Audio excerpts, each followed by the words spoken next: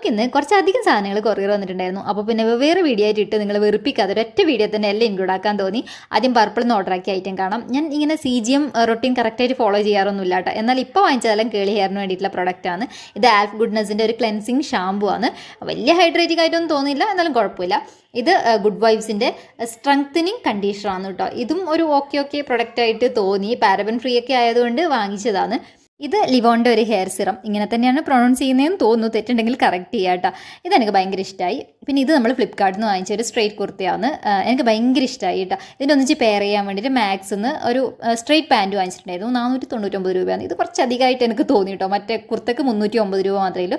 പക്ഷേ രണ്ടും അടിപൊളിയായിട്ട് തോന്നി. ആഫ്റ്റർ വാഷ് എങ്ങനെയാണെന്ന് അറിയില്ല. ഗൗരിക്ക് വേണ്ടി വാങ്ങിച്ചിട്ടുള്ള ഒരു ടീഷർട്ടും ഷോർട്സും ആണ്. ഇത് ഓൺലൈൻ അല്ല കേട്ടോ, നമ്മൾ ഷോപ്പിൽ പോയി വാങ്ങിച്ചതാണ്. മാക്സിന്നും സ്റ്റുഡിയോ ഒന്നും വാങ്ങിച്ചതാണ് കേട്ടോ.